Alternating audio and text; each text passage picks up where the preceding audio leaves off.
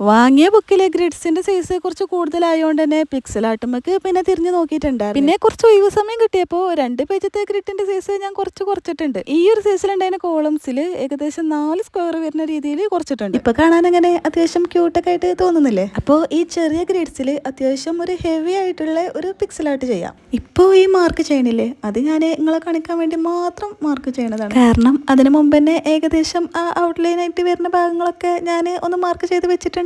അല്ലെങ്കിൽ ചിലപ്പോൾ നമ്മൾ കളർ ചെയ്യുമ്പോൾ തെറ്റിപ്പോടാ. പിന്നെ നമ്മുടെ ചാനൽ ആദ്യമായിട്ട് കാണുന്നവരാണെങ്കിൽ സബ്സ്ക്രൈബ് ചെയ്യാൻ മറക്കൂലല്ലോ അല്ലേ? ഇൻസ്റ്റഗ്രാമിലാണ് നമ്മളെ വീഡിയോസ് കാണുന്നത് എന്നുണ്ടെങ്കിൽ ആ ഫോളോ ബട്ടണും കൂടി ഒന്ന് ക്ലിക്ക് ചെയ്തോളൂ. പിക്സൽ ആർട്ടിന്റെ ഔട്ട്ലൈൻ എനിക്ക് എപ്പോഴും ബ്ലാക്ക് പെന്നോണ്ട് വരക്കാനാണ് ഒന്നുകൂടിയും ഇഷ്ടം.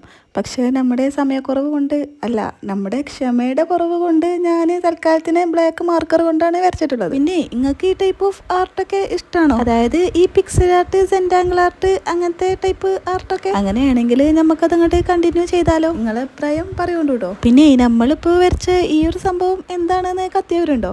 അങ്ങനെയാണെങ്കിൽ ഒന്ന് കമന്റിൽ പറയുണ്ടോ. ഞാൻ എന്തായാലും ഈ വീഡിയോയിൽ അത് പറയണില്ല, മനസ്സിലാകുന്ന പ്രതീക്ഷിക്കാണ്. പിന്നെ ഇതിനു മുമ്പ് നമ്മൾ ചെയ്ത പിക്സൽ ആർട്ട് നിങ്ങൾക്ക് ഓർമ്മ ഉണ്ടോ?